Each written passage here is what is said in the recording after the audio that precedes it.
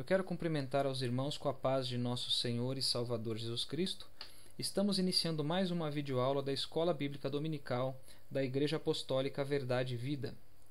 E eu quero informar aos irmãos que, além das videoaulas, nós disponibilizamos também um esboço escrito de cada lição, bem como a reflexão das leituras diárias em áudio. E para os que tiverem interesse em receber semanalmente esses esboços, basta informar seu endereço de e-mail que nós estaremos cadastrando e estaremos também enviando semanalmente.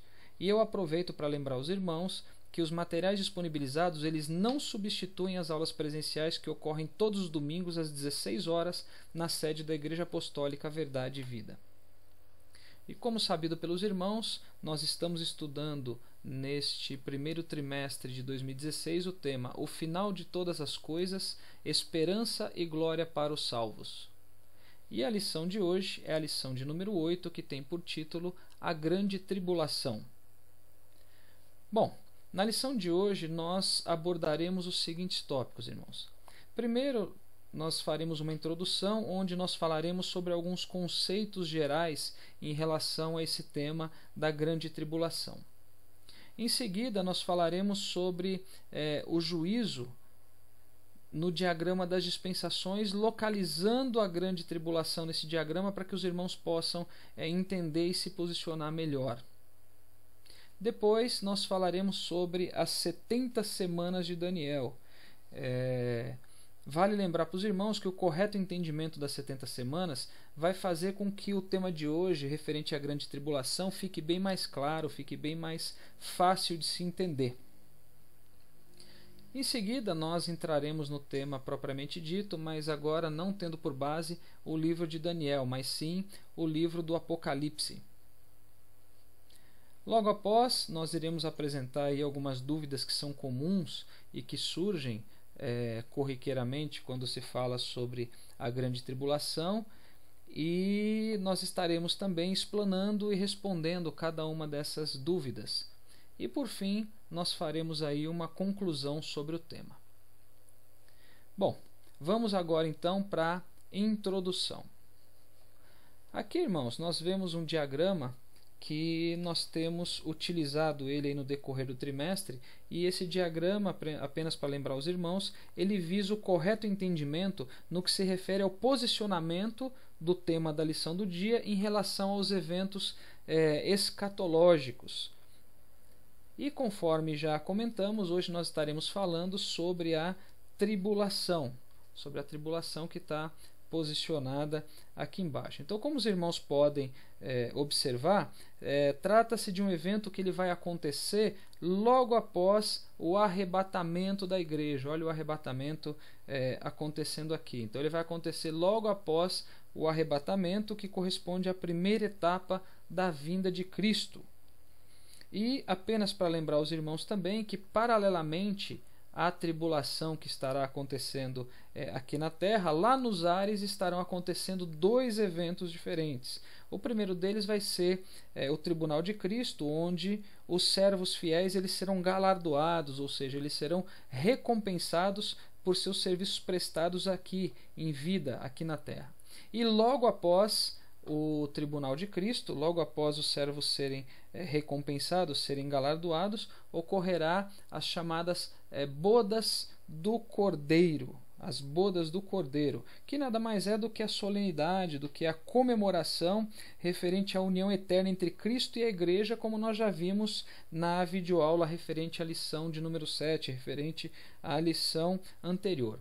Isso posto, irmãos, nós devemos ter em mente então que a igreja ela não passará pela tribulação que vai ocorrer aqui na terra. Por quê? Porque a igreja terá sido arrebatada aqui, nesse evento que antecede a tribulação, diferente do que algumas linhas de pensamento explicam, de que a igreja, uns explicam que ela vai ser arrebatada, ela vai ser recolhida na metade do período da tribulação, que são os midi-tribulacionistas que falam isso. Outros já dizem que a igreja vai ter que passar pelo período todo da tribulação. Enfim, nós vemos aqui que a igreja ela não vai participar, ela não estará aqui na terra quando estiver ocorrendo a chamada tribulação.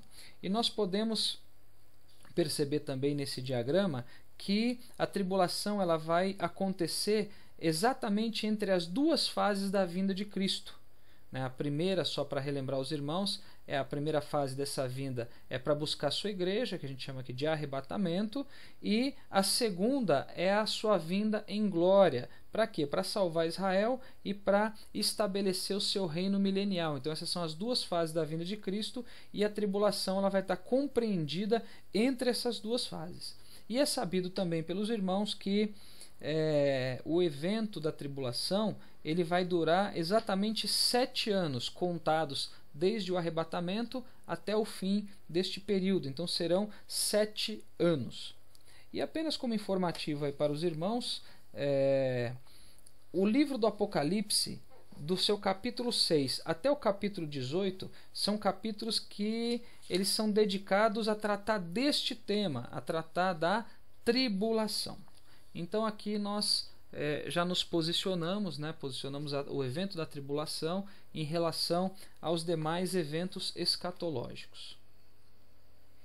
Então, finda, irmãos, essa introdução, nós vamos agora para o próximo tópico que se refere ao juízo, posicionando a grande tribulação dentro do diagrama das dispensações. Então aqui nós temos o diagrama das dispensações, que é um outro diagrama que também é conhecido pelos irmãos, porque nós já usamos esse diagrama em outras videoaulas. Aqui ele se refere às 7 dispensações. Somente para recordarmos, dispensação nada mais é do que a forma de Deus tratar com a humanidade em diferentes períodos de tempo.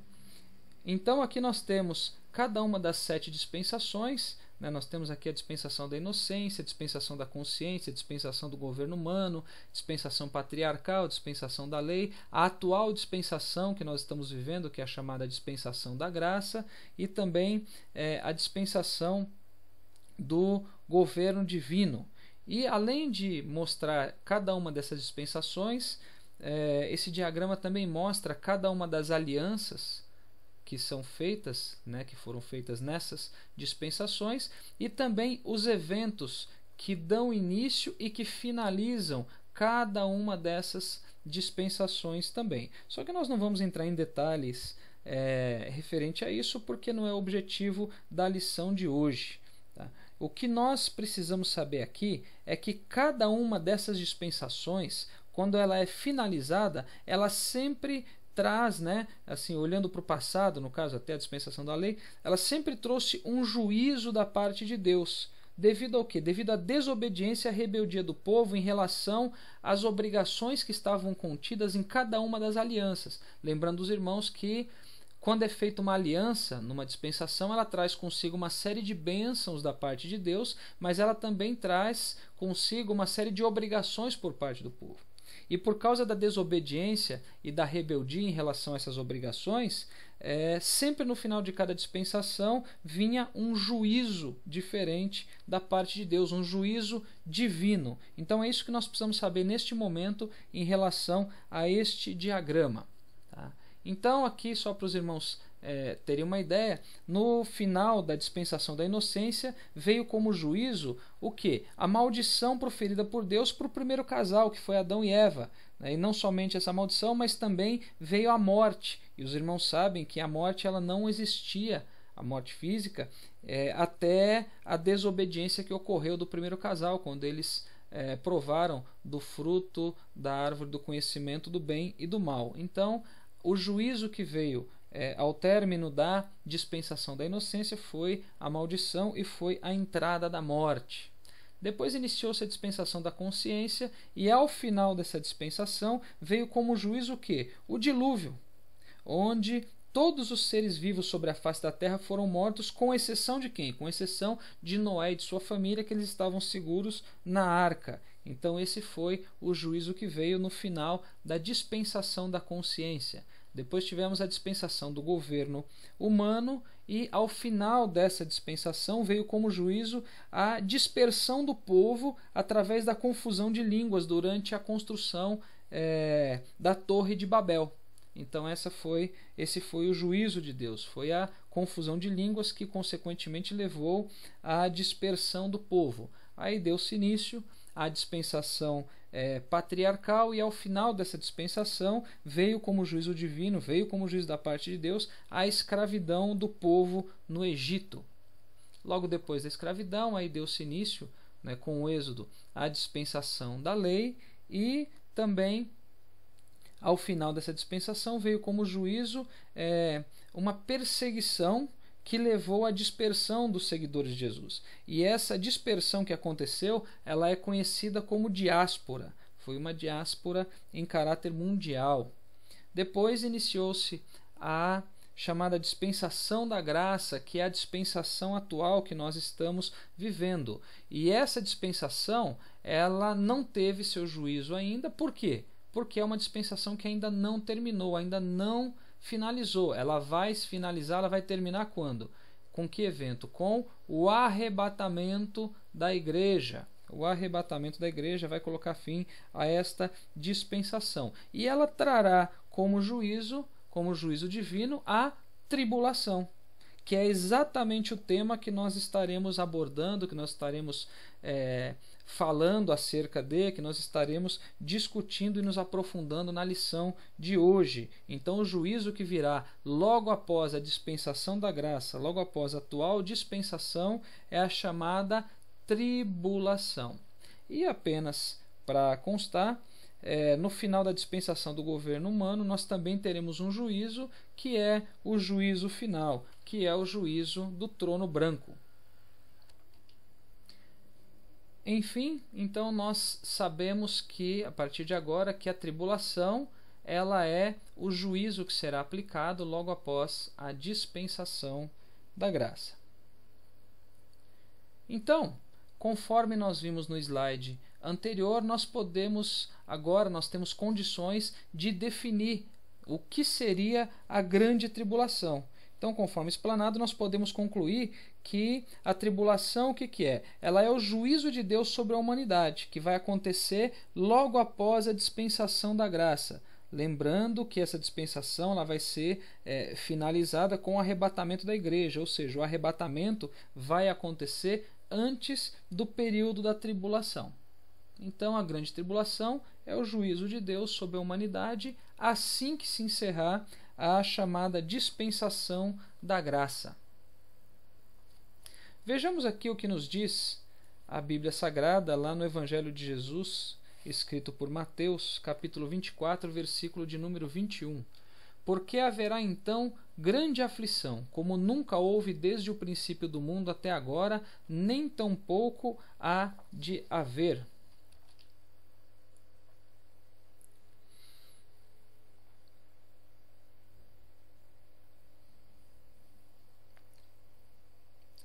O período da tribulação, irmãos, como nós podemos ver aqui, como foi lido neste versículo, ele será de grande aflição.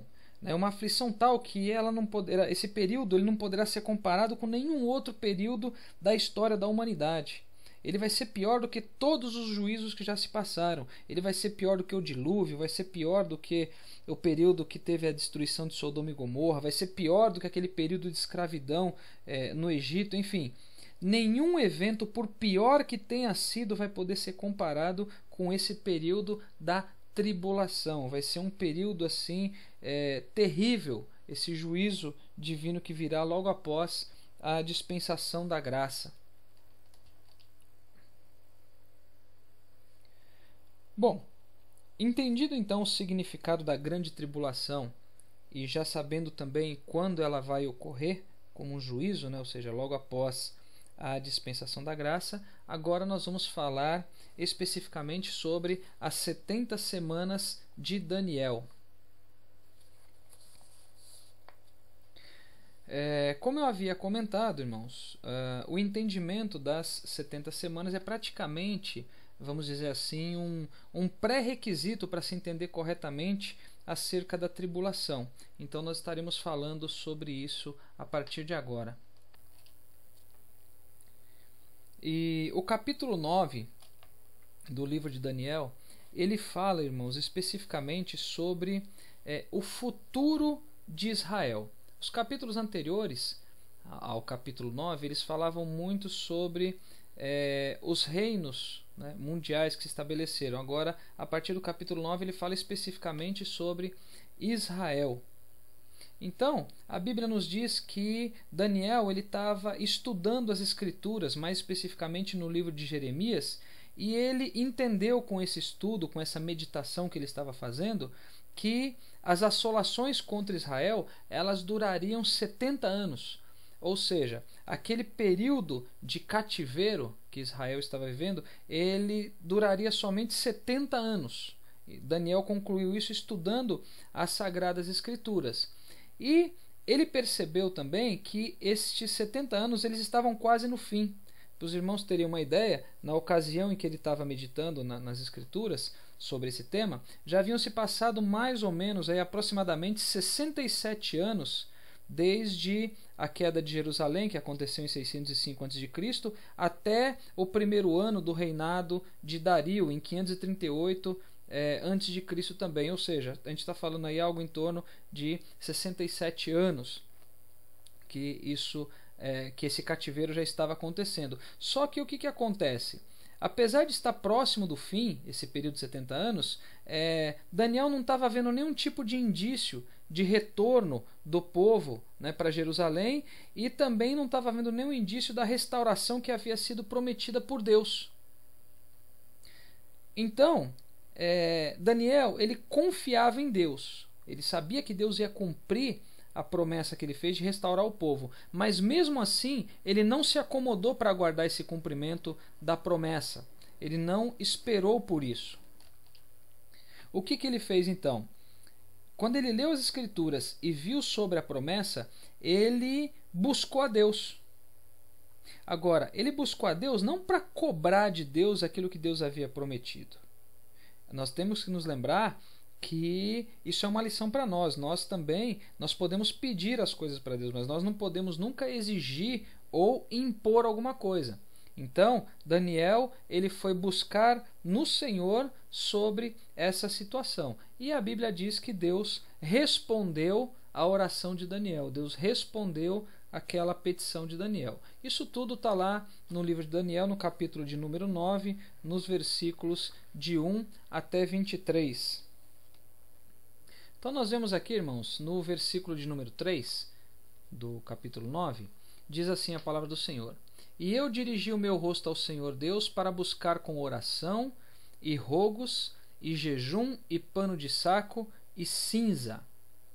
Aqui, meus amados irmãos, apesar de não ter uma relação muito direta com o tema de hoje, mas eu faço questão de frisar isso, porque aqui nós temos o chamado, pode-se assim dizer, o tripé que sustenta os servos de Deus, que sustenta o verdadeiro cristão. Esse tripé ele é composto pela palavra. Lembrem-se que Daniel ele estava fazendo o quê? Ele estava lendo o livro de Jeremias, ele estava meditando nas Sagradas Escrituras, ele estava se envolvendo com a palavra. Então esse tripé é composto pela palavra, pelo jejum e pela oração. E Daniel, ele fez isso neste momento, ele fazia muito isso. E a Bíblia nos mostra que ele se apresentou diante de Deus, né, com rogos, com oração, com jejum, e pano de saco e cinza, está lá no final do versículo. Então, toda vez que a pessoa ela colocava pano de saco e cinza, ela estava se humilhando na presença de Deus. Ela estava demonstrando uma humilhação muito grande e também tristeza. Era usado nessas duas situações. Então Daniel ele se apresentou a Deus com humildade. Esse versículo nos mostra que ele se apresentou com humildade diante de Deus. Infelizmente, irmãos, muitas igrejas nos dias atuais, elas ensinam que as pessoas elas podem exigir as coisas da parte de Deus. Elas podem determinar, elas podem colocar Deus contra a parede e exigir as coisas. Irmãos, nós temos que nos lembrar que Deus ele continua sendo Senhor e que nós continuamos sendo servos. Deus ele não existe para satisfazer as nossas vontades. Nós precisamos nos lembrar disso. E a Bíblia nos relata que nesta oração que Daniel fez para Deus, para questionar, para falar sobre a situação do povo de Israel que estava cativo na Babilônia, já estava quase finalizando esse período, mas ele não estava vendo indício nenhum de que ia haver essa reestruturação, de que o povo ia ser restaurado, de que eles iam voltar para a sua terra. Nessa oração, Daniel ele apresentou uma série de coisas, né? Primeiro, ele reconheceu a grandeza e a misericórdia de Deus para com aqueles que o amam e para com aqueles que o obedecem, né? Que Deus ele é grandioso, ele é misericordioso, mas nós temos que amar a Deus e nós temos que obedecê-lo. Na oração também, Daniel ele fez uma confissão pelos pecados do povo, mas ele também se identificou com o povo de Israel. Ele também se identificou nesses pecados, né? Ele sabia que o povo havia pecado e havia se rebelado contra Deus. Depois ele também reconheceu que tudo que sobreveio sobre o povo escolhido, todo aquele cativeiro, todo aquele problema, foi devido às atitudes do próprio povo, que se rebelou, que desobedeceu à lei de Deus, que não deu ouvidos aos profetas, ou seja, aquilo que o povo estava passando era consequência daquilo que o próprio povo tinha feito. E ele também reconheceu que Deus é justo e que justamente por causa dessa característica de Deus, por causa dessa justiça, é que sobreveio o cativeiro sobre o povo escolhido. Mas ele também apresentou em oração, reconhecendo diante de Deus que o perdão e a misericórdia, elas pertenciam a Deus. E a partir daí, ele passou a suplicar a Deus para que Deus não continuasse irado, para que Deus restaurasse Jerusalém, não por qualquer mérito seu ou qualquer mérito de Israel, mas por amor do Senhor. E a Bíblia nos diz que enquanto Daniel continuava orando, continuava confessando os pecados seus e do povo, a Bíblia diz que o anjo Gabriel foi até ele.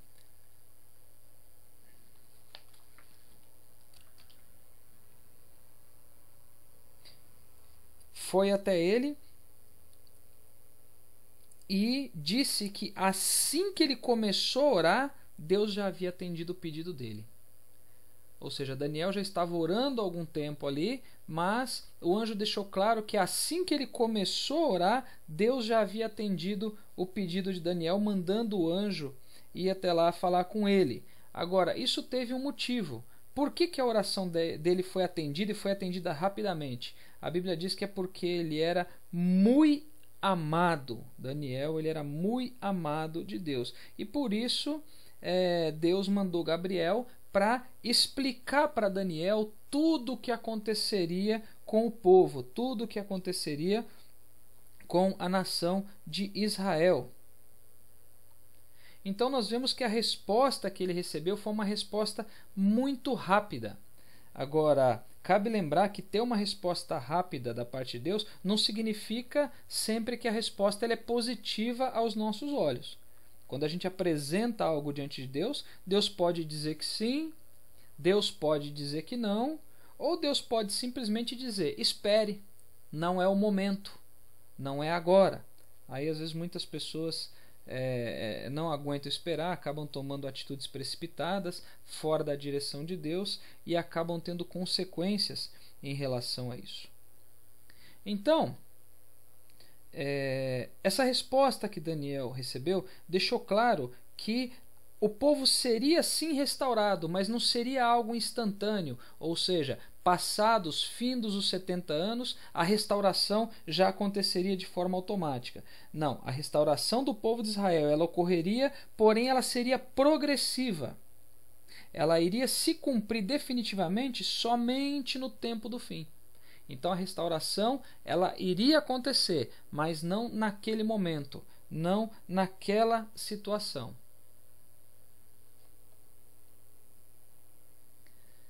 Então nós vemos aqui, irmãos, lá no versículo de número 24, diz assim: 70 semanas estão determinadas sobre o teu povo e sobre a tua santa cidade para extinguir a transgressão e dar fim aos pecados e expiar a iniquidade e trazer a justiça eterna e selar a visão e a profecia e ungir o santo dos santos. Então Daniel, ele recebeu essa informação do anjo que levou a resposta para ele.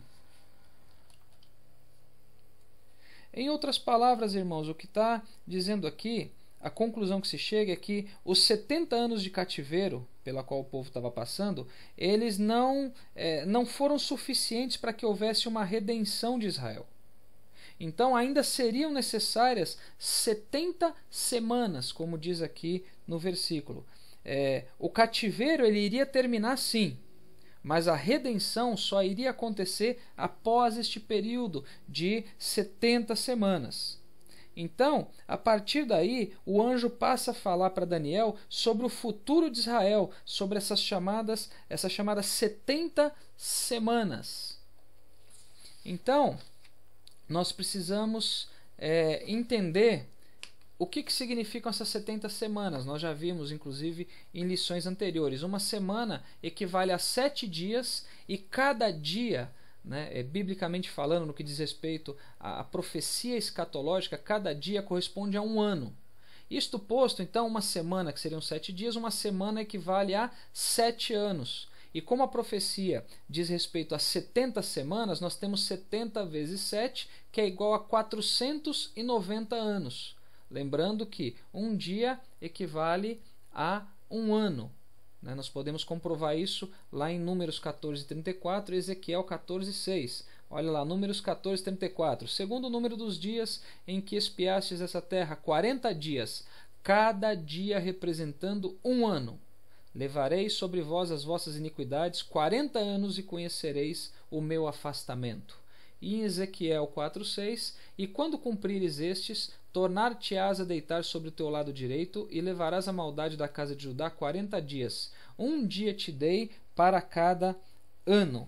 Então, entendido isso, nós concluímos que essas 70 semanas de Daniel, que seriam necessárias para que houvesse a redenção total do povo de Israel, elas equivalem a 490 anos. Agora, esses 490 anos, irmãos, eles seriam divididos em 3 etapas diferentes, em 3 blocos de tempo diferentes, em 3 fases diferentes. Diz a Bíblia lá em Daniel 9:25, sabe e entende, desde a saída da ordem para restaurar e para edificar Jerusalém até o Messias, o príncipe, 7 semanas e 62 semanas. As ruas e as tranqueiras, ou os muros, se reedificarão, mas em tempos angustiosos. Tá? Então aqui nós temos 7 semanas. 7 semanas seria o equivalente à primeira etapa. Lembra que a gente comentou que esse período de 70 semanas seriam divididos em 3 etapas. A primeira etapa tem 7 semanas e a segunda etapa tem 62 semanas. Não se preocupem com o restante do versículo, porque um pouco mais à frente nós vamos colocar isso aqui num diagrama e nós vamos explicar cada um dos eventos, onde começa a semana, onde termina, quais são os eventos que caracterizaram ou quais são os eventos que vão caracterizar cada uma das semanas, olhando as semanas que já se passaram e as que ainda vão se cumprir. Então a primeira etapa é de 7 semanas e a segunda etapa é de 62 semanas. Aí nós temos no versículo de número 26, que diz assim, e depois das 62 semanas será tirado o Messias e não será mais, e o povo do príncipe que há de vir destruirá a cidade e o santuário, e o seu fim será como uma inundação. Até o fim haverá guerra, estão determinadas assolações. Aqui nós temos, irmãos, uma pausa nesta contagem das 70 semanas.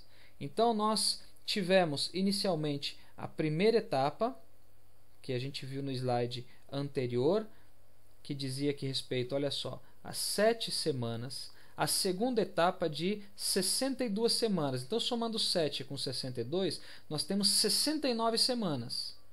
Das 70 semanas de Daniel, então falta uma semana, ou seja, um período de 7 anos. Mas depois da 69ª semana, somando 7 mais 62, houve uma pausa nesta contagem. Esse cronômetro ele foi parado.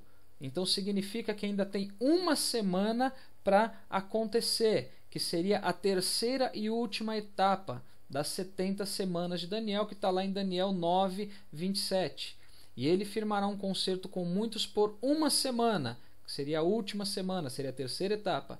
E na metade da semana fará cessar o sacrifício e a oferta de manjares.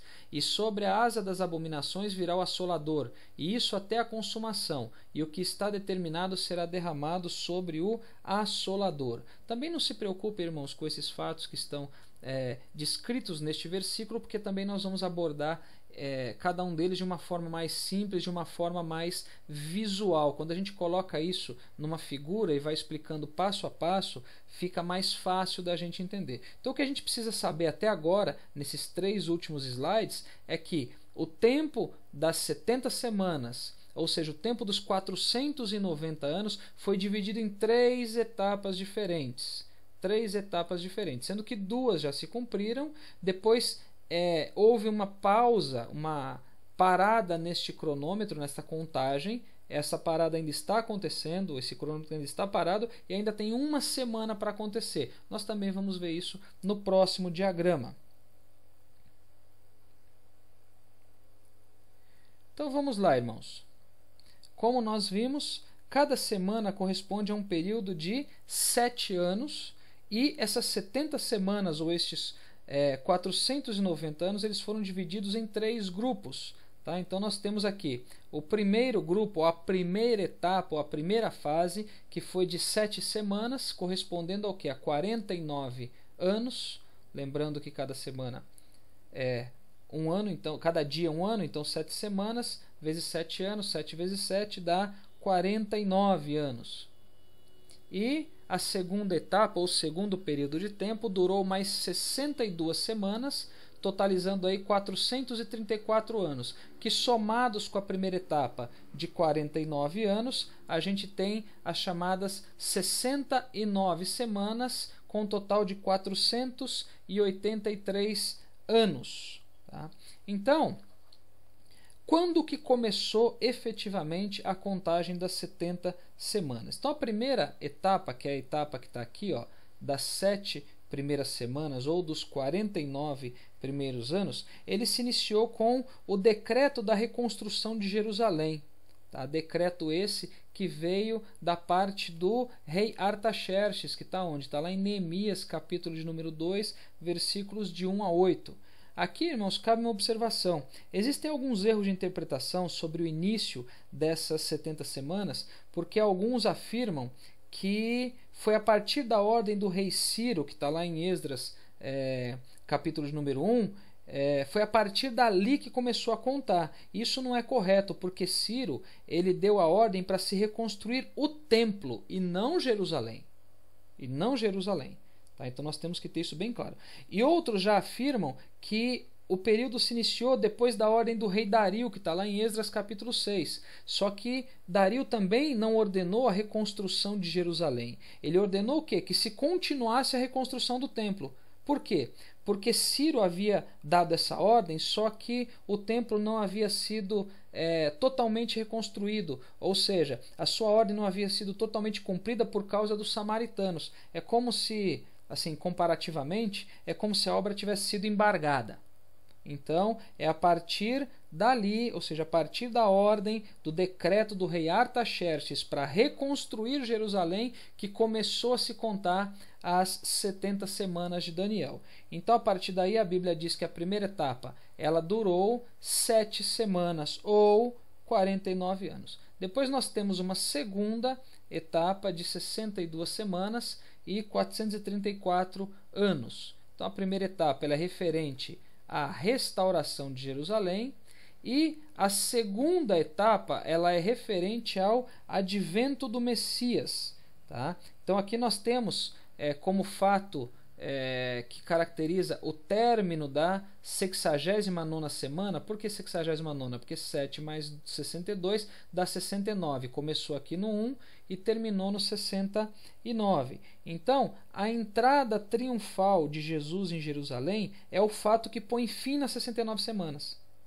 E só para lembrar os irmãos, é a única ocasião em que Jesus ele é aclamado coletivamente como o Messias.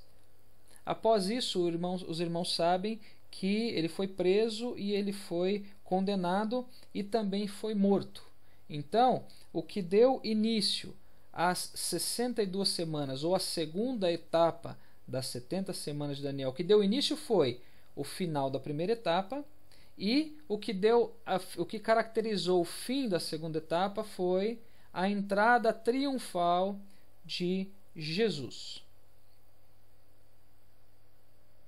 A partir daí, como nós vimos, houve uma pausa nesse cronômetro, houve uma pausa nesta contagem, e a partir daí começou-se o chamado Tempo dos Gentios, que está lá em Lucas, capítulo 21, versículo 24, e na carta de Paulo aos Romanos, no capítulo 11, nos versículos 25 e 26. Aqui nós estamos falando da atual dispensação. Aqui a gente está falando do tempo dos gentios como sendo a dispensação da graça, a dispensação que nós estamos vivendo atualmente. Tá?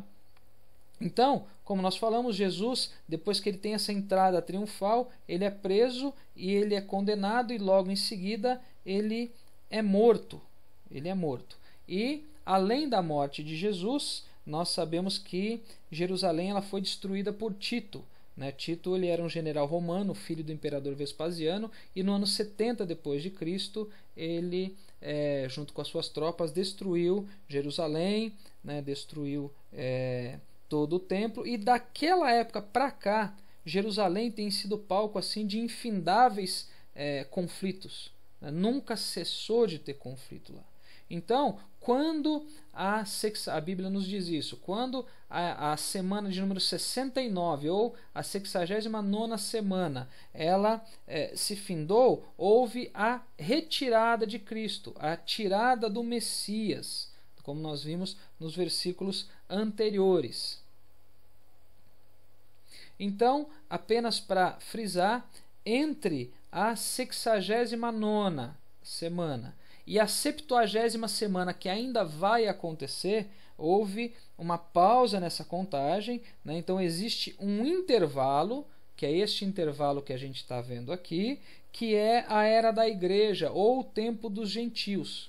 E somente após este período dos gentios é que acontecerá a 70ª semana, que acontecerá a última semana de Daniel. Só que a igreja não estará mais aqui quando acontecer essa 70ª semana. Por quê? Porque fim do tempo dos gentios, fim do tempo da presente dispensação, que é a dispensação da graça, acontecerá o arrebatamento da igreja. Evento este que dará início à 70ª semana de Daniel. Então nós temos aqui, antes de entrar na 70ª semana, nós temos aqui como eventos, que já aconteceram: a retirada do Messias, nós tivemos a destruição da cidade do santuário pelo general Tito no ano 70 depois de Cristo. A partir daí as guerras nunca mais se findaram. Desde esta época Israel vive em guerras, vive em conflitos, vive em assolações. A partir daí inicia-se a chamada 70ª semana de Daniel, ou última semana de Daniel, ou os últimos 7 anos das 70 semanas de Daniel. E este período ele vai ser dividido em dois períodos de 3 anos e meio. A gente já vai falar um pouco mais de detalhes sobre isso. Então nós teremos a última semana acontecendo exatamente após o arrebatamento. Então o cronômetro ainda está parado, finalizou 69 semanas, estamos na presente dispensação no tempo dos gentios, e logo após o arrebatamento acontecerá a 70ª semana de Daniel, que também é chamada de Grande Tribulação, que é o tema da lição de hoje. Então, a Grande Tribulação ela é referente à 70ª semana de Daniel. Então, aqui, apenas para constar aí, na 70ª semana, o anticristo ele vai se revelar. Depois nós falaremos um pouco mais com mais calma sobre o anticristo. Ele vai ser um líder mundial, ele vai ser um líder poderoso, diplomata, vai ser um líder inteligente, vai ser um líder astuto. E na primeira metade deste período da tribulação, ou da 70ª semana de Daniel, ele vai fazer uma aliança que seria uma aliança, seria um pacto de 7 anos, onde vai haver uma falsa paz, uma falsa harmonia. Só que o que vai acontecer? Ele não vai cumprir com esse pacto até o fim. Quando chegar na metade do período dos 7 anos, ele vai quebrar essa aliança. Nós também vamos ver em mais detalhes quando a gente vai estudando sobre o livro de Apocalipse, um pouco mais à frente nesta videoaula. Então ele vai quebrar este pacto na metade deste período. Então ali ele vai invadir o templo, vão cessar o sacrifício, o templo vai ter sido reconstruído, porque lembra que o templo ele foi destruído pelo general Tito. Então ele vai reconstruir o templo, ele vai ser muito adorado pelos judeus por causa disso, né? Eles vão reconhecer a soberania dele, enfim, ele vai fazer um pacto, né, com muitos judeus por causa disso. Aí depois ele vai pegar e vai romper com este pacto. Aí ele vai mostrar quem efetivamente ele é, né, após ele romper este acordo, que vai se iniciar a partir daí a segunda metade da última semana de Daniel, a segunda metade do período da tribulação, a segunda metade da 70ª semana de Daniel, do período de 7 anos. Aí, findos esses 7 anos, aí Jesus ele vai voltar, né, sobre o Monte das Oliveiras, ele vai aniquilar o poder do anticristo, enfim, depois a gente vai falar também mais para frente do falso profeta, de Satanás, e aí ele vai restabelecer o seu reino milenial. Então ele vai vir para salvar Israel e também para estabelecer o seu reino milenial. A partir daí então ocorre o reino de Cristo aqui, o milênio, e findos os mil anos, a gente viu no primeiro diagrama da videoaula, acontece o juízo final, o juízo do grande trono branco, ou seja, o juízo que vai ser logo após a dispensação do governo divino. Lembrando que o juízo sempre vem após uma dispensação. Cabe lembrar novamente que a igreja não estará presente neste fato da grande tribulação. Por quê? Porque a igreja foi arrebatada aqui e a grande tribulação ela está localizada aqui. Então, como nós vimos, o tema de hoje ele trata especificamente desta semana, da 70ª semana de Daniel, que é uma semana que ainda não ocorreu. É uma semana que vai acontecer no futuro. É um período de 7 anos que ainda irá ocorrer. Por quê? Porque nós ainda estamos neste período onde o relógio, né, entre aspas, o cronômetro das 70 semanas está parado. Nós estamos aqui na dispensação da graça, no tempo dos gentios, na dispensação da igreja, na dispensação do Espírito Santo. Então, esse evento aqui da grande tribulação, ele é um evento futuro. Ele é um evento que ainda vai acontecer.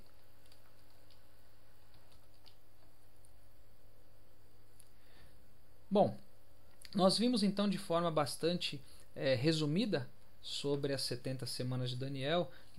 É sabido pelos irmãos que nós já estudamos aí no passado, né, durante um trimestre, em 2014, nós estudamos durante um trimestre inteiro sobre o livro de Daniel.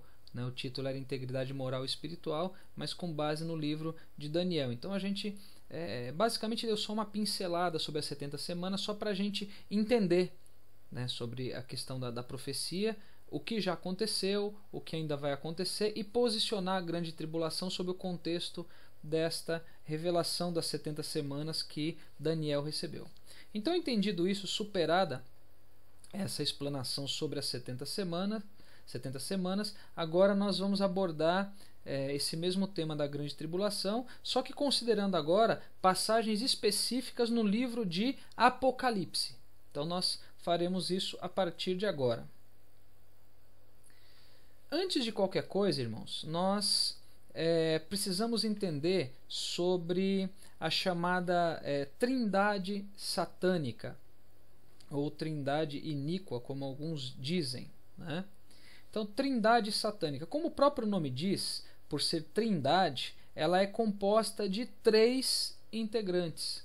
Assim como nós temos a trindade santa, que ela é composta por Deus Pai, por Deus Filho e por Deus Espírito Santo, Satanás ele também tem a sua chamada trindade. Tá? Então, é composto por 3 integrantes. O primeiro deles é o chamado dragão vermelho. A Bíblia diz que ele tem 7 cabeças, ele tem 10 chifres, tem 10 diademas sobre suas cabeças, enfim. Ele está descrito lá no livro de Apocalipse, capítulo de número 12, versículo de número 3.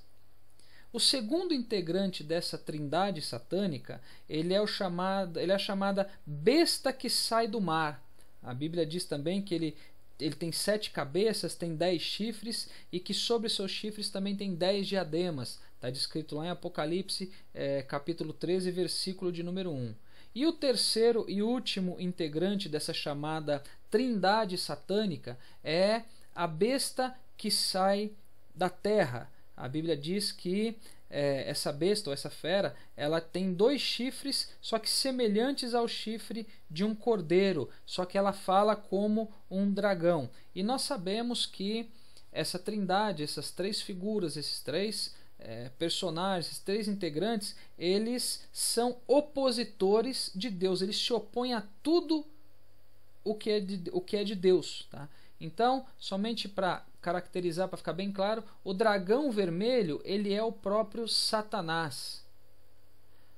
A besta que sai do mar é o anticristo e a besta que sai da terra é o chamado falso profeta. Depois nós vamos entender qual a relação desses personagens, principalmente do anticristo e do falso profeta, com a grande tribulação. Nós vamos ver isso mais para frente, tá? Então aqui a gente só está falando quem são esses integrantes, quem são esses personagens. E por eles serem opositores, né, o anti significa contrário. Então nós temos Satanás como um opositor a Deus, então ele seria o antideus.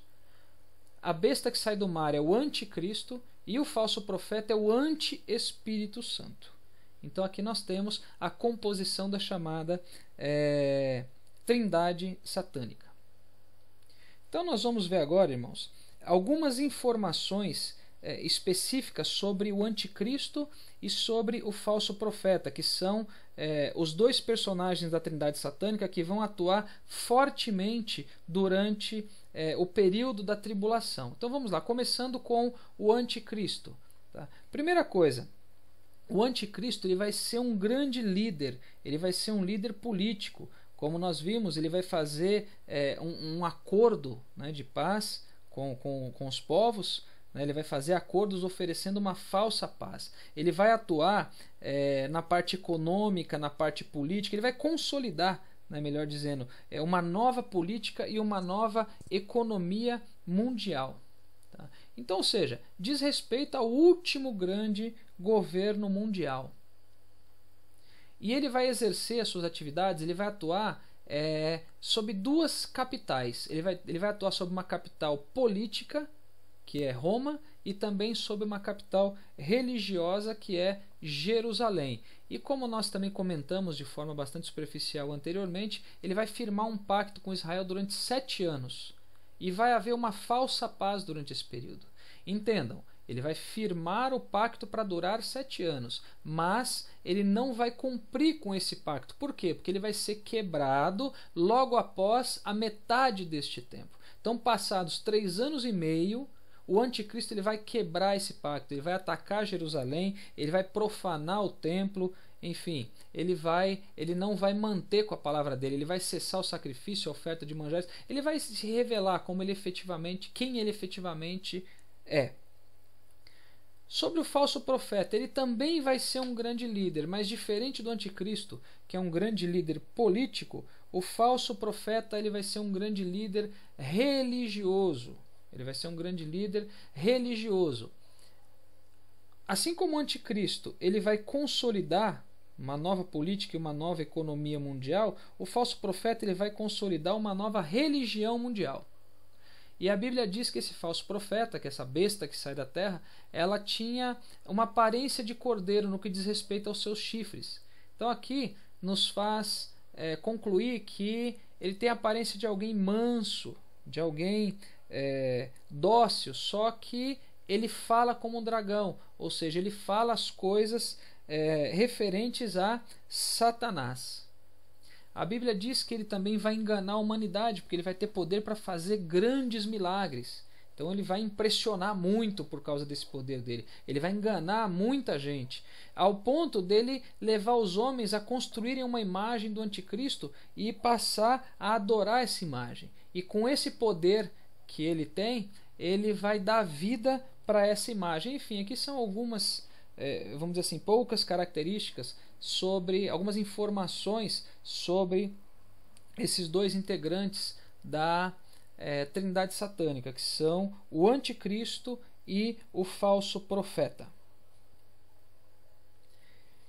Entendido então, irmãos, essa questão da Trindade satânica, vamos agora adentrar efetivamente no livro do Apocalipse para poder estudar de forma mais aprofundada sobre a grande tribulação. Vamos lá. No capítulo 5 do livro de Apocalipse, João ele teve uma visão. A Bíblia diz que ele viu um livro que era escrito por dentro e por fora. E esse livro ele era selado, ele era lacrado com 7 selos. E João ele viu também um anjo que ele ficava bradando o tempo inteiro em voz alta, perguntando: quem é digno de abrir esse livro? Quem é digno de desatar esses selos? E a Bíblia diz que não se via ninguém que era digno de abrir esse livro. Então João ele começou a chorar muito por causa disso. Até que um dos anciãos que estavam presentes ali, ele disse para João que João não precisava mais chorar, porque ele informou para João que o leão da tribo de Judá, que a raiz de Davi, que havia vencido, né, que era um vencedor, ele podia abrir o livro. E quem é este leão da tribo de Judá? Quem é a raiz de Davi? Esse alguém é Jesus Cristo, que é o único digno de abrir esse livro. Então a Bíblia nos diz que João nessa visão viu que Jesus ele pegou este livro das mãos daquele que estava sobre o trono. Agora, o que efetivamente tem dentro deste livro? O que contém este livro escrito por dentro e por fora? Qual que é o conteúdo que ele tem? Nesse livro, irmãos, estão registrados os juízos de Deus que virão sobre a humanidade. Que virão sobre a humanidade, principalmente neste período da tribulação.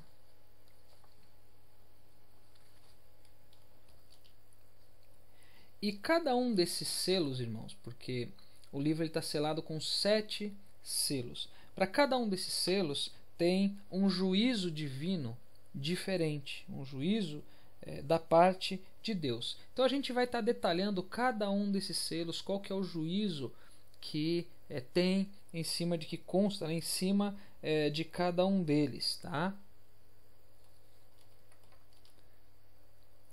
Só que antes da gente detalhar cada um desses selos, apenas para a gente entender corretamente a sequência desses eventos, a sequência dos eventos referentes a esse juízo divino, a profecia ela fala sobre 7 selos, mas não somente sobre os selos que estavam no livro, escrito por dentro e por fora. Ele fala sobre 7 selos, ela fala também sobre 7 trombetas e fala também sobre 7 taças da ira de Deus. Tá?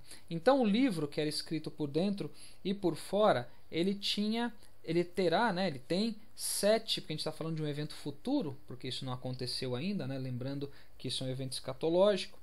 Então ele tem 7 selos, cada um deles contendo um juízo de Deus sobre a humanidade, sendo que no 7º selo, ou seja, no último selo, que está aqui embaixo, ele fala sobre 7 anjos com 7 trombetas, e cada uma também tratando de um juízo de Deus. Então, o 7º selo, ele vai dar início, ele vai iniciar o toque das 7 trombetas. Então ele passa dos 7 selos para 7 trombetas. Tá? E da mesma forma, cada trombeta que está aqui nesse segundo grupo, quando tocada, também traz consigo um juízo. E tocada a 7ª trombeta, a Bíblia fala de 7 anjos, né, com as 7 últimas pragas, né, com as 7 últimas pragas do juízo, e com 7 taças da ira de Deus. Então, irmãos, apenas para frisar, aqui é diagramado de uma forma um pouquinho diferente, Tá? Então nós temos os 7 selos que serão abertos, sendo que assim que o último selo for aberto, serão tocadas 7 trombetas. E assim que a última trombeta, ou a 7ª trombeta for tocada, 7 taças da ira de Deus serão derramadas. Então esta é a sequência. Tá? Essa é a sequência. Então a partir de agora nós vamos estar explicando para os irmãos quais são os juízos constantes em cada um desses selos, em cada uma dessas trombetas e em cada uma dessas taças. Então vamos lá. Usando a sequência que nós explicamos no slide anterior, nós vamos ver inicialmente sobre os 7 selos. Tá? Então nós temos aqui o primeiro selo. Então a Bíblia diz que quando João, tendo essa visão, quando esse selo foi aberto, ele viu um cavalo branco.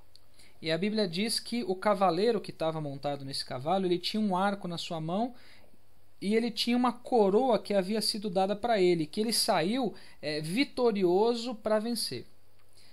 Algumas pessoas interpretam esse versículo dizendo que esse cavaleiro é Jesus Cristo, só que trata-se de uma interpretação completamente errada, sem respaldo bíblico. Tá?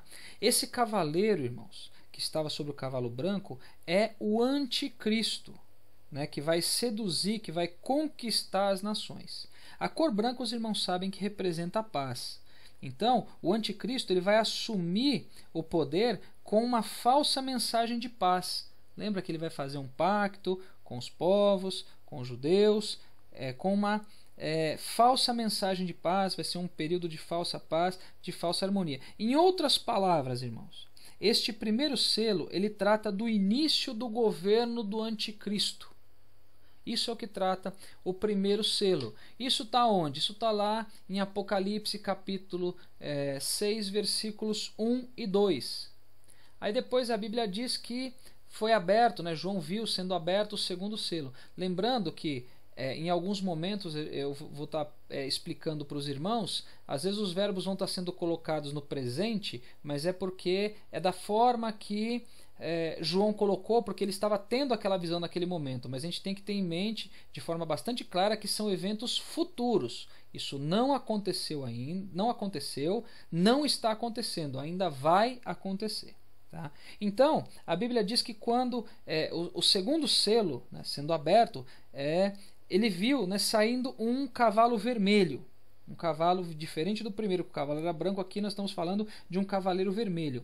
De um cavalo vermelho, melhor dizendo. E o cavaleiro que estava sobre ele tinha um objetivo, ele tinha um propósito de tirar a paz da terra. Aquela falsa paz que estava acontecendo. E a Bíblia diz que foi dado poder para ele de trazer a guerra, trazer consigo a guerra, a fim de que as pessoas elas se matassem. E foi dado também para esse cavaleiro uma grande espada. Então ele trouxe consigo a guerra, para que as pessoas viessem a se matar. Isso está onde? Está em Apocalipse capítulo 6, versículos 3 e 4. A parte dos 7 selos está bastante concentrada ali no capítulo de número 6. Depois vem o terceiro selo. Aqui fala sobre um cavalo preto. E o que estava sentado sobre esse cavalo, ele tinha uma balança na sua mão. Uma balança. Esse selo diz respeito ao juízo da fome. Os irmãos sabem que na grande tribulação ninguém vai poder comprar nem vender nada se não tiver a marca da besta na sua testa ou na sua mão. Então a balança que estava na mão desse cavaleiro que estava sentado, estava montado no cavalo preto, ela representa um desequilíbrio e representa também uma racionalização dos alimentos, de alimentos assim, vamos chamar de primeira necessidade. Os irmãos sabem que num período de muita escassez de alimentos, eles precisam ser muito bem pesados, ser pesados com extremo rigor. Então aqui nós entendemos sobre racionalização e também sobre um aumento generalizado dos preços, porque tudo aquilo que está em falta, quando aparece, a tendência é que o preço aumente. Enfim, esse cavaleiro ele vai chamar a fome, mas ele também vai ter controle sobre ela. Isso está onde? Está lá em Apocalipse capítulo 6, versículos 5 e 6. Depois nós temos o quarto selo. Aqui fala sobre um cavalo amarelo. E a Bíblia diz que o cavaleiro que estava sentado sobre ele, ele tinha o nome dele era Morte, e a Bíblia diz que o inferno seguia esse cavalo amarelo com esse cavaleiro chamado Morte. E a Bíblia diz ainda que foi dado o poder para esse cavaleiro para ele matar 1/4 da terra. Ou seja, ele poderia matar 20, teria poder, ele vai ter poder de matar 25% da população da terra. Vai matar, a Bíblia diz, com espada, com fome, com peste e com feras da terra. Então aqui, se a gente for analisar com um pouco mais de detalhes, nós temos praticamente uma consolidação dos 2 juízos anteriores, dos selos anteriores. Quando a Bíblia diz que esse cavaleiro vai poder matar a 4ª parte com a espada, ele tem uma certa relação com o 2º selo, que diz que ele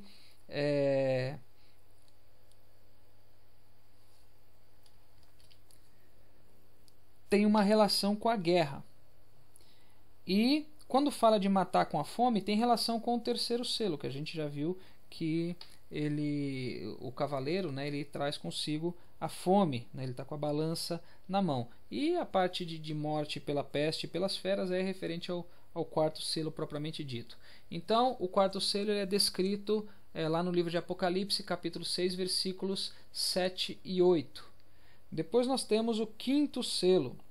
A Bíblia diz que nesse selo, quando esse selo foi aberto, foram vistas debaixo do altar as almas de todos aqueles que foram mortos por amor da palavra de Deus, todos aqueles que foram mortos por causa do amor do testemunho que deram. Então aqui, irmãos, diz respeito nesse selo especificamente aos mártires da grande tribulação. E a Bíblia diz ainda que eles pediam vingança pelo seu sangue que havia sido derramado. Então, só um esclarecimento, irmãos, antes de continuar. A Bíblia ela fala sobre almas debaixo do altar. Entendam esse termo debaixo do altar nesse versículo como o equivalente às expressões paraíso ou seio de Abraão. Tá? Então, com isso, nós concluímos que haverá salvação durante a grande tribulação. Haverão vários mártires ali, então vai ter salvação sim durante este período. Então, as informações acerca do 5º selo estão lá em Apocalipse, capítulo 6, versículos de 9 a 11.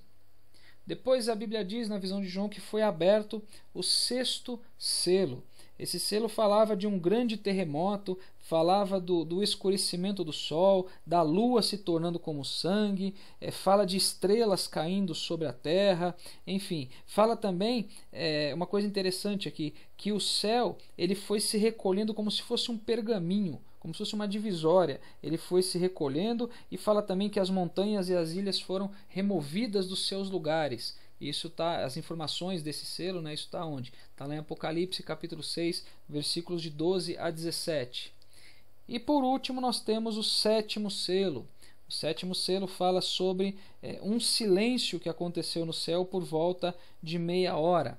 E depois disso fala sobre 7 anjos diante de Deus com 7 trombetas. Em outras palavras, como nós já vimos no slide anterior, o 7º selo ele traz a revelação das 7 trombetas. Ele traz a revelação das 7 trombetas. Então, assim que o 7º selo foi aberto, revelaram-se as 7 trombetas. Então a gente vai estar falando agora sobre cada uma delas. Então vamos lá. A primeira trombeta, ela fala sobre uma chuva de pedra e de fogo misturado com sangue que estava caindo sobre a terra. E também diz que 1/3 da terra e 1/3 das árvores e de toda a plantação verde foram queimadas. Isso está lá em Apocalipse, capítulo 8, versículo de número 7. Depois tocou-se a segunda trombeta. E aí a Bíblia diz que algo como um grande monte, né, pegando fogo, um grande monte em chamas, ele foi lançado no mar. Talvez aqui alguns estudiosos dizem que é um grande meteorito, alguns dizem que é um possível míssil numa guerra marítima, enfim, mas a Bíblia fala que é um grande monte em chamas que foi lançado no mar. E diz que com isso aconteceu de que 1/3 do mar se transformou em sangue, a terça parte do mar se transformou em sangue, e também 1/3 de todas as criaturas, todos os animais marinhos morreram. Então a terça parte das criaturas do mar morreram, e não somente isso, a Bíblia diz ainda que houve uma destruição de 1/3 das embarcações, ou 1/3 dos navios. Isso está lá em Apocalipse capítulo 8, versículos 8 e 9. Depois tocou-se a terceira trombeta. Aí a Bíblia diz que caiu uma grande estrela do céu, e essa estrela estava ardendo como se fosse uma tocha. Ela estava em brasas, em fogo. E diz que essa estrela ela caiu sobre 1/3, sobre a terça parte dos rios e das fontes de águas. E a Bíblia diz que essa estrela ela tinha um nome, ela se chamava Absinto, ou em algumas traduções bíblicas chamado de amargura. Absinto é uma planta amarga, Então, com isso, a terça parte, ou 1/3 das águas se tornou amarga, e muitas pessoas morreram por beber dessas águas. Isso está lá em Apocalipse capítulo 8, versículos 10 e 11. Depois nós temos a quarta trombeta.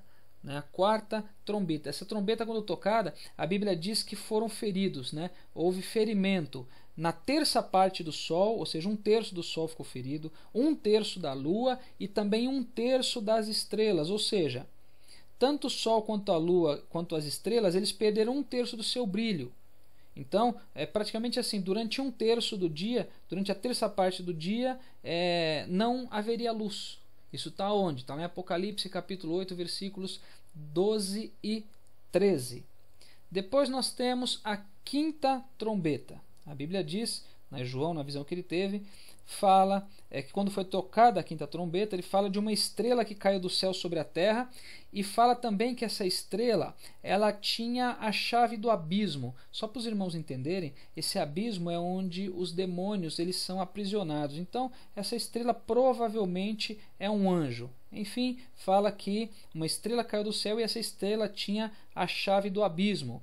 E ela caiu na terra e foi aberto o poço do abismo, a Bíblia diz. E assim que esse poço foi aberto, a Bíblia diz que saiu de lá uma fumaça densa que ela escureceu o sol e o ar. E que dessa fumaça começaram a vir gafanhotos, muitos gafanhotos, e a esses gafanhotos foi dado poder como de escorpiões.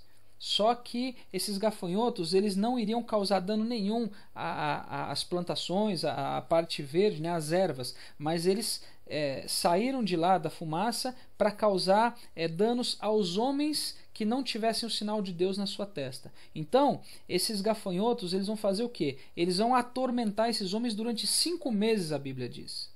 Só que eles não vão matar os homens, vai ser somente tormenta durante 5 meses.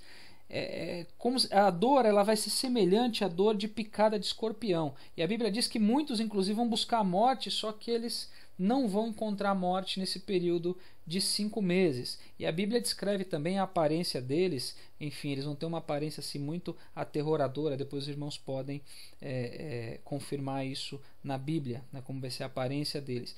E esses gafanhotos, irmãos, na verdade, eles não são os gafanhotos, aqueles insetos. Eles representam um conjunto muito grande de demônios.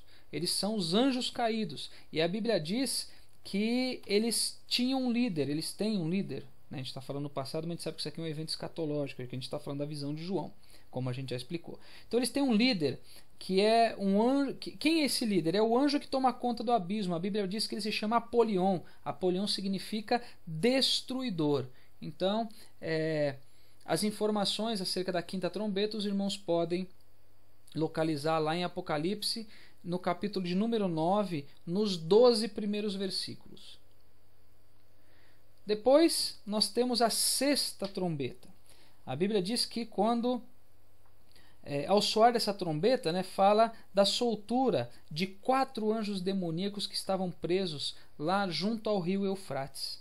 E a Bíblia diz que esses 4 anjos eles estavam preparados para exatamente naquele momento, naquele dia, naquela hora, estavam preparados para matar 1/3, ou seja, a terça parte da humanidade.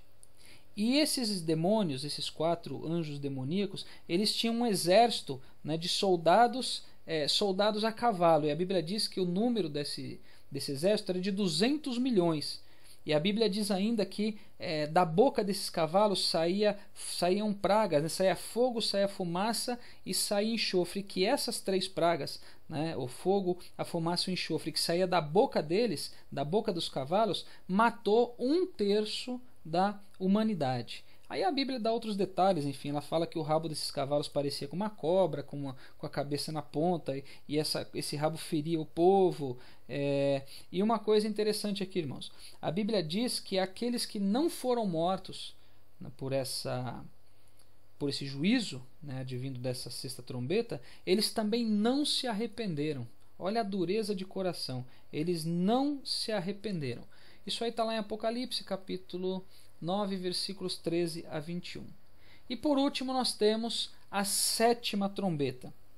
Aí a Bíblia diz que ouviram grandes vozes, né, no céu e, dentre outras coisas, essa trombeta ela trazia o anúncio das 7 taças da ira de Deus. Também 7 anjos segurando 7 taças com a ira de Deus. Está lá em Apocalipse, capítulo 11, versículo de número 15.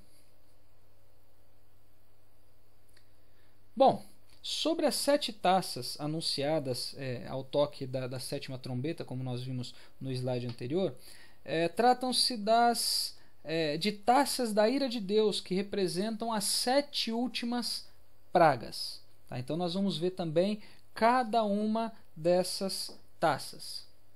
Então vamos lá. A primeira taça, a Bíblia diz que ela foi derramada pela terra, ou seja, foi derramada em cima da terra.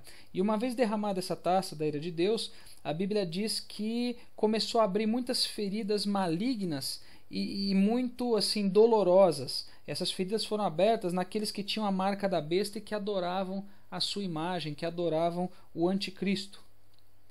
Depois nós temos a segunda taça. A Bíblia diz que essa taça, diferente da primeira que foi derramada na terra, essa taça foi derramada no mar. E a Bíblia diz que o mar ele se transformou em sangue, né, como se fosse o sangue de um morto. E morreu toda a criatura que vivia no mar. Todos os seres marinhos morreram pelo juízo dessa taça. Depois temos a terceira taça. A Bíblia diz que essa taça ela foi derramada nos rios e nas fontes de água potável, e essas águas elas se transformaram em sangue. Então esse é o juízo da terceira taça. Aí se os irmãos quiserem depois acompanhar, a primeira taça está lá em Apocalipse 16:2, a segunda Apocalipse 16:3 e a terceira em Apocalipse 16, nos versículos de 4 a 7. Depois nós temos a quarta taça. A Bíblia diz que essa taça ela foi derramada sobre o sol. E foi dado poder ao sol para queimar os homens como se fosse fogo. Né? E ao serem queimados por esse calor forte, a Bíblia diz que eles começaram, mesmo assim não houve arrependimento, muito pelo contrário, além de não se arrependerem, a Bíblia diz que eles começaram a amaldiçoar a Deus. Olha que coisa terrível. Isso está lá em Apocalipse, capítulo 16, versículos 8 e 9. Depois nós temos a quinta taça. A Bíblia diz que essa taça ela foi derramada sobre o trono, né, da besta, ou em algumas traduções sobre o rosto da besta, e o reino dela ficou em escuridão. E a Bíblia diz que de tanta agonia por causa desse juízo, os homens eles começaram a morder sua própria língua, e eles blasfemavam contra Deus por causa das feridas, mas mesmo assim eles não se arrependeram. Está lá em Apocalipse 16, versículos 10 e 11. Depois tem a sexta taça. A Bíblia diz que essa taça ela foi derramada sobre o rio Eufrates, e a Bíblia diz que uma vez derramada essa taça da ira de Deus, o rio ele se secou. Ele ficou seco para que os reis do Oriente pudessem passar. E a Bíblia diz que da boca da trindade satânica, ou seja, da boca de Satanás, da boca do anticristo e da boca do falso profeta, saíram 3 espíritos imundos que eram parecidos com rãs. E esses espíritos eles iam de encontro aos reis do mundo todo para poder reuni-los na chamada batalha melhor dizendo, a chamada batalha do Armagedon. Isso está lá em Apocalipse 16, versículos 12 a 16. E por último nós temos a sétima taça da ira de Deus, contendo a última praga. Tá? Então essa taça, a Bíblia diz que ela foi derramada no ar. Ela foi derramada no ar, e quando ela foi derramada, a Bíblia diz que saiu uma voz do templo do céu, em algumas traduções, saiu do santuário dizendo a seguinte frase: está feito. Aí a Bíblia diz que houveram vozes, trovões, relâmpagos, enfim, mas que houve também um grande terremoto, irmãos. Um terremoto como nunca antes visto. Nenhum terremoto ocorrido em toda a história da humanidade foi tão grande como esse. E aí a Bíblia diz que a grande cidade se fendeu em 3 partes, as cidades elas desmoronaram todas, as ilhas fugiram, as montanhas desapareceram, enfim, uma série de outras coisas aconteceram. E além disso, caíram grandes pedras de granizo sobre os homens, e mesmo assim eles ainda blasfemaram contra Deus. Né? Enfim, irmãos, analisando os 7 selos e os seus juízos, as 7 trombetas e as 7 taças, a gente conclui que a gente percebe que vai ser um período assim de muita aflição, um período de muita angústia. Nós vimos que haverá salvação sim na tribulação, mas vai ser um período terrível.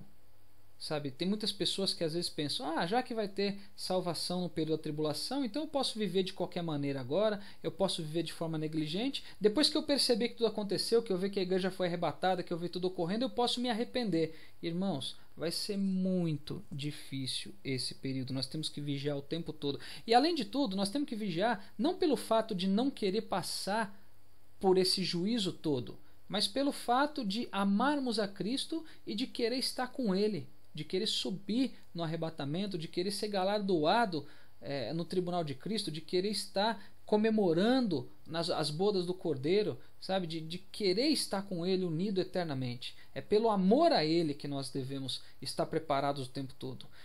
Não passar por esse juízo todo é simplesmente uma consequência disso.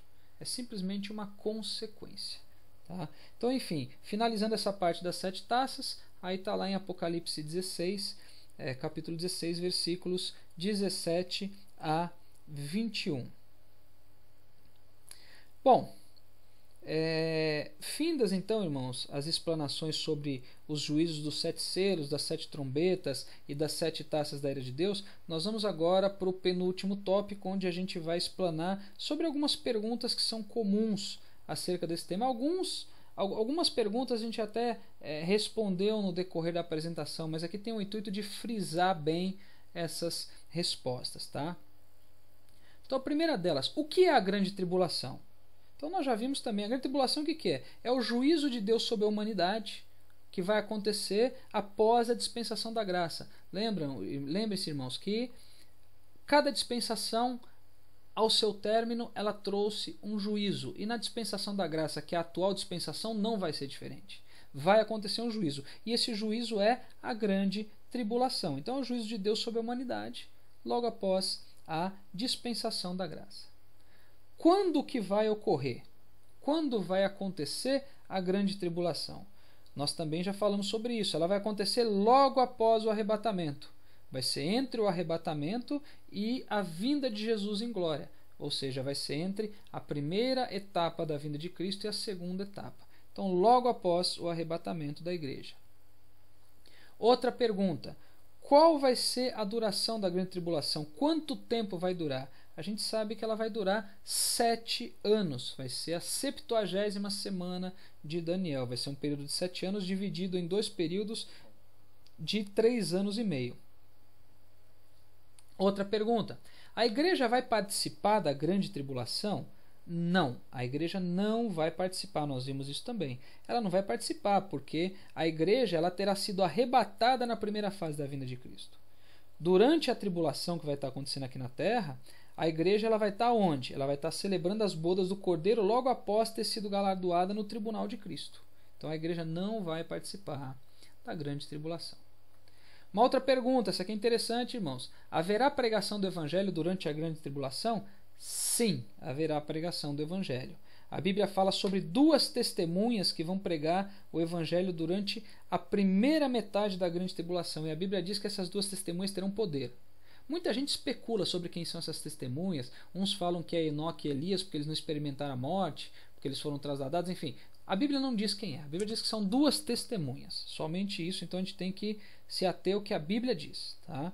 Então são duas testemunhas que elas vão pregar durante a primeira metade do período da tribulação. E o anticristo vai querer matá-las, mas elas não vão poder ser mortas antes de completar a sua missão. Agora, uma vez completa essa missão, elas vão ser mortas pelo anticristo, só que após elas completarem essa missão e serem mortas, elas vão ressuscitar. Deus vai ressuscitá-las após 3 anos e meio. E além das duas testemunhas, também vai haver pregação feita pelos chamados 144 mil, né, que são aqueles judeus, são 12 mil de cada uma das 12 tribos de Israel. Então 12 vezes 12 mil dá 144 mil. Então a resposta direta é: haverá pregação do Evangelho durante a grande tribulação? Sim, haverá pregação do Evangelho. Outra pergunta: haverá salvação na grande tribulação? Sim. Muitos serão salvos por não se renderem ao anticristo, inclusive os mártires da grande tribulação. Nós falamos sobre isso, que viu embaixo do altar ali todos aqueles que morreram, né, por causa da palavra, por causa do amor ao seu testemunho, enfim. Então vai haver salvação. Muitos serão salvos no período da grande tribulação. Outra pergunta, essa daqui também é interessante: o Espírito Santo vai atuar durante a grande tribulação? Sim. O Espírito Santo vai atuar, só que não vai ser da forma que ele atua hoje. Ou seja, ele não vai atuar de forma direta, como nos dias atuais, mas ele vai atuar através de algumas pessoas escolhidas, como era no Antigo Testamento. Hoje o Espírito Santo atua em todas as pessoas. Lá na tribulação ele vai atuar em cima das pessoas escolhidas somente, como fora no Antigo Testamento. Outra pergunta: o povo de Israel será totalmente destruído pelo anticristo? A resposta é não. No final do período, irmãos, da tribulação, quando Jerusalém ela estiver cercada pelos exércitos das nações que se aliaram sob o comando do anticristo, e quando Israel ele não tiver à sua disposição mais nenhum meio de resistência, né, parecendo que está para ser destruído, Israel, nesse momento o povo vai se arrepender, e nesse momento o povo vai invocar o nome do Senhor. Aí Jesus vai voltar para salvar Israel. Enfim, então Israel não será totalmente destruído pelo anticristo. Jesus vai voltar na segunda etapa da sua vinda em glória, junto com a igreja, que agora não será mais noiva, mas sim esposa, estará unida permanentemente, eternamente com Cristo. Cristo vai voltar para poder salvar Israel e para poder estabelecer o seu reino milenial. E para terminar, irmãos, vamos à nossa conclusão. Na verdade, uma mensagem aqui para reflexão.